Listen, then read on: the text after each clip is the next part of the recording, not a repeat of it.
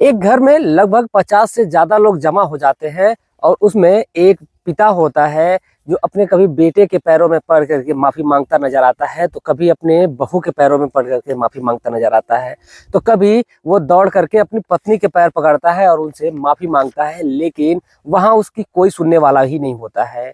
दरअसल जो लड़का होता है गुस्से में इतना ज्यादा होता है कि उसने न आओ न देखा न ताव देखा और तुरंत अपने पिता को खड़ा करता है और खड़ा करने के बाद से अपने पिता के गाल पे जबरदस्त एक थप्पड़ जड़ देता है। थप्पड़ जड़ते ही वहां पे जितने लोग मौजूद होते हैं सभी लोग अवाक रह जाते हैं, सभी लोग सन्न रह जाते हैं कि आखिर ऐसा क्या हो गया जिस वजह से एक पिता को एक बेटे ने ही थप्पड़ जड़ दिया। जब लोगों ने पूछा तो बेटे ने बताया कि इसने जो ऐसा कांड किया है, ऐसा जो काम किया है, जो कभी भी माफी के लायक नहीं है। दरअसल जो उस पिता ने किया था वो वाकई निंदनीय होता है। तो जानने वाले हैं आखिर उस व्यक्ति ने क्या किया था। तो चलिए आज की कहानी की शुरुआत करते हैं। नमस्कार, प्रणाम, मैं अविनाश वारदात तक के एक नए एपिसोड में आज जिस सच्ची घटना के साथ आप लोगों के बीच में आया हूँ, ये उत्तर प्रदेश का एक जिला लगता है अमरोहा, और अमरोहा की एक कोतवाली लगती है ढिठौली। इसी कोतवाली की ये सच्ची घटना है। इसको आप ध्यान से सुनिएगा और कहानी को लास्ट तक सुनिएगा।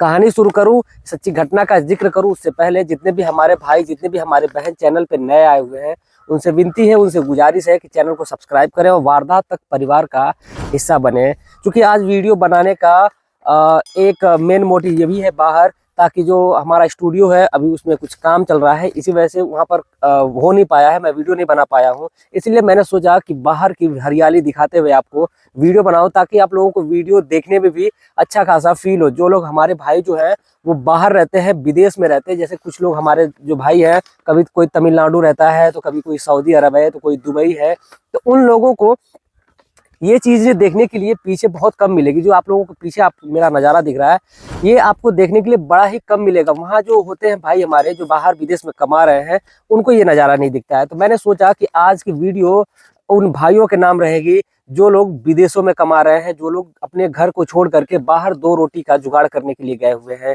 तो चलिए आज की कहानी की शुरुआत करते हैं। घटना की शुरुआत होती है उत्तर प्रदेश के अमरोहा डिस्ट्रिक्ट से। कोतवाली लगती है एक ढिठौली, और इसी ढिठौली के एक गांव है छोटा सा, उसी गांव में एक परिवार रहता है। उस परिवार का जो एक मुखिया होता है जिसका नाम अब्दुल होता है, उनके दो बेटे होते हैं, दो बेटियां होती हैं और उनकी पत्नी भी होती है।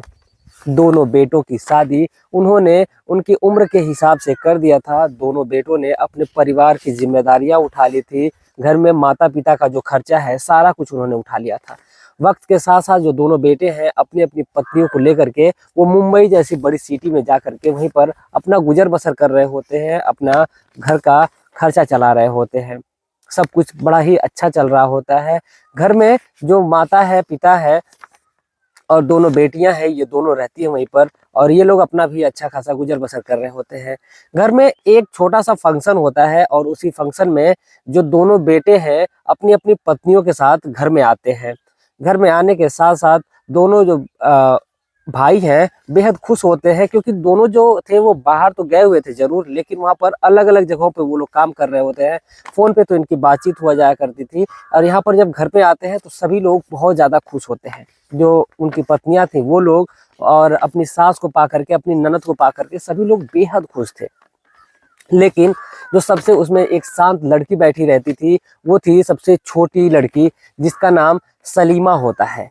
दरअसल जो सलीमा है, जिसकी उम्र महज अभी 14 साल के करीब थी, जो थी वो एकदम गुमसुम थी। परिवार में सभी लोग बेहद खुश थे, सभी लोग खुशियां मना रहे थे। सभी लोग उस जो त्योहार था उनका, उस त्योहार का बेहद अच्छे ढंग से पूरा हर्षोल्लास के साथ वो लोग मना रहे थे। लेकिन जो छोटी बेटी होती है जिसका नाम सलीमा होता है, जिसकी उम्र महज अभी 14 साल है, वो किसी से ना ही बोल रही है, ना ही हंस रही है, कोई भी प्रतिक्रिया नहीं दे रही है। एकदम वो शांत सी बैठी हुई थी। ऐसा लग रहा था कि उसके अंदर कोई ना कोई डर ऐसा समा गया है, जिसको देखने के बाद वो लड़की कांप सी जाती थी। हमेशा एकदम डरी सी, गुमसुम सी रहा करती थी वो। अब इधर जो उसकी भौजाइयां हैं वो लोग उससे पूछने की कोशिश करते हैं कि एक बात बताओ बाबू, कि तुम ऐसे क्यों हो, तुम आखिर ऐसे क्यों, इतनी गुमसुम क्यों, सभी लोग इतने खुश हैं। लेकिन जो लड़की है वो किसी से कुछ नहीं बोलती, वो अपने कमरे में चली जाती है और वहां पर जा करके वो शांति से कमरा अपना में बंद करके और वहीं पर बैठी रहती है। दरवाजा खुलवाया जाता है, सभी लोग उस लड़की से पूछने की कोशिश करते हैं, लेकिन कोई भी प्रतिक्रिया वो लड़की सलीमा जो है वो नहीं देती है। दरअसल अब ये जो सिलसिला है, सभी लोग हैरान रहते हैं, परेशान रहते हैं कि आखिर ऐसा क्या बात हो गई है जिस वजह से ये लड़की जो है इस कदर हरकतें ऐसी कर रही है और एकदम गुमसुम सी रह रही है। ना ही उसी से उसका किसी से बोलना हो रहा है, ना ही चालना हो रहा है। सभी लोग परेशान थे। जो भाभियां हैं, जो जो उनके भाई हैं, जो सलीमा के दोनों भाई हैं, वो बेहद कोशिश करते हैं कि अपनी बहन की मजबूरी को जाने, परेशानी को जाने कि आखिर ऐसा क्या हो गया जिस वजह से हमारी बहन जो है वो इतनी गुमसुम है। उन्होंने अपनी पत्नियों का सहारा तक लिया, पत्नियों से कहा कि जा करके पूछो आखिर सलीमा को हुआ क्या है, आखिर उसने ऐसे क्यों अपना चेहरा बनाया हुआ है, आखिर ऐसी क्या वजह है जिस वजह से वो इतना गुमसुम है। लेकिन जो भौजाइयाँ उसकी हैं, दोनों भी उस चीज़ को जानने में नाकाम होती हैं, उनको कुछ भी नहीं पता चल पाता है। अब इधर जो लड़की है, लड़की परेशान है कि क्या है, कोई भी उसका अंदाजा नहीं लगा पा रहा है। जब उसकी जो भौजाइयाँ हैं जब नहीं पता लगा पाती हैं, तो जो लड़के हैं वो लोग और भी उनकी परेशानियां बढ़ती जाती हैं कि आखिर ऐसा क्या हो गया। फिर उन्होंने अपनी माँ से कहा कि शायद तुम पूछो कि आखिर ऐसा वजह क्या है। लेकिन जो छोटा भाई होता है, जिसकी जो नज़र है वो अपनी बहन के उसके पेट पे पड़ती है, लेकिन जब उसको देखता है तो देख करके वो सन्न रह जाता है, क्योंकि अब तक किसी की निगाह उसके पेट पे नहीं गई थी। छोटे भाई की जब निगाह बहन के पेट पर जाती है तो देखता है कि इसका जो पेट है वो आम तौर से जितना निकलना चाहिए उससे कहीं ज्यादा बाहर आ गया है। अब इस चीज को देख करके भाई परेशान हो जाता है, उसको लगता है कि बहन की तबीयत तो खराब नहीं है, अब ऐसी क्या वजह है जिसका पेट जरूरत से ज्यादा निकल गया है। अब इस वजह से वो अपनी माँ से पूछने की कोशिश करता है। माँ से कहता है कि आप उससे पूछो, उसे दुलारो पुचकारो, जैसे भी करके पूछो आखिर वजह क्या है, उसका पेट ऐसे क्यों हो गया है। जो माँ है वो जाती है अपनी बेटी के पास और बेटी से दुलारती है, पुचकारती है, उसको ऐसा महसूस कराती है कि वो ही उसकी सब कुछ है। और जो लड़की है यानी जो सलीमा है, उसको जब ये लगता है कि माँ में अपनापन दिख रहा है, तो फिर वो लड़की सारा सच्चाई बताने के लिए तैयार हो जाती है और अपनी माँ को सारी बातें बताती है। दरअसल जो सलीमा है वो बताती है कि इसका जो पेट है वो नॉर्मल नहीं निकला हुआ है, लेकिन पता नहीं क्यों उसके पेट में दर्द हो रहा है, अब जिस वजह से लग रहा है कि उसका पेट बाहर आ गया है। अब इस चीज़ को जब जैसे भाइयों ने सुना तो फिर वो सारे लोग परेशान हो जाते हैं, हैरान हो जाते हैं, और फिर वो लोग जल्दीबाजी में उस लड़की को लेकर के नज़दीकी एक हॉस्पिटल होता है, सिटी हॉस्पिटल, उसी हॉस्पिटल में लेकर के पहुँचते हैं। और पहुँच करके जहाँ पर उसका इलाज चलता है, उसकी जब जांच होती है, उसके पेट की जांच होती है, तो पता चलता है कि ये जो लड़की है बल्कि कोई ऐसे नहीं, बल्कि वो 3 महीने से प्रेग्नेंट है, वो 3 महीने की गर्भवती है। अब जब इस बात को लोग सुनते हैं और जो भाई है, माँ है, जब ये इस बात को सुनते हैं कि आखिर महज 14 साल की लड़की जो 3 महीने की प्रेग्नेंट हो चुकी है, जैसा सुनते ही उनके पैरों तले मानो जमीन खिसक जाती है। अब सभी लोग पूछने की कोशिश करते हैं कि एक बात बताओ कि ऐसा ये जो कांड है, ये जो घिनौना काम है, ऐसा किसने किया है तुम्हारे साथ। जो लड़की अपने भाइयों से तो डरती है, जैसे ही उसके भाई बाहर चले जाते हैं, माँ उससे दुलार करके पुचकार करके जब उससे पूछती है तो जो लड़की है वो सारी सच्चाई बयां कर देती है। वो कहती है कि दरअसल इसका जिम्मेदार कोई और नहीं बल्कि मेरे अब्बू हैं, जिन्होंने मेरे साथ ऐसी घिनौनी हरकत की है। जैसे इस बात को उसकी माँ सुनती है, वो उसके पैरों तले मानो जमीन खिसक जाती है। ये भाई उसके बाहर से सुन रहे होते हैं, जैसे ये सुनते हैं वो लोग तुरंत अंदर आते हैं, कहते हैं बहन तुमको डरने की कोई बात नहीं है, जो भी बातें हैं हमको तुम बताओ, अब हम लोग इसका निष्कर्ष निकालेंगे। क्या तुम्हें सही तरीके से पता है कि ये जो काम है, ये जो घिनौना काम है, ये अब्बू ने ही किया है। इस पर जो लड़की है वो रोने लगती है और रो रो कर सारी जो अपना दुख है वो बयां करती है। दरअसल जो लड़की है वो बताती है कि ये जो काम है उसका पिता लगभग 7 से 8 महीने से कर रहा था। दरअसल एक बार घर में कोई नहीं होता है, सभी लोग बाहर गए रहते हैं। जो लड़की है वो नहा करके घर से बाहर निकलती है और वो उसने घर अपने शरीर पे तौलिया लपेटी रहती है। जो उसका पिता है वो घर में ही होता है और जब अपनी ही बेटी को इस हालत में देखता है, यानी कि आपत्तिजनक स्थिति में देखता है, तो वो अपना आपा खो बैठता है और अपनी बेटी के साथ हमबिस्तर होने की कोशिश करता है।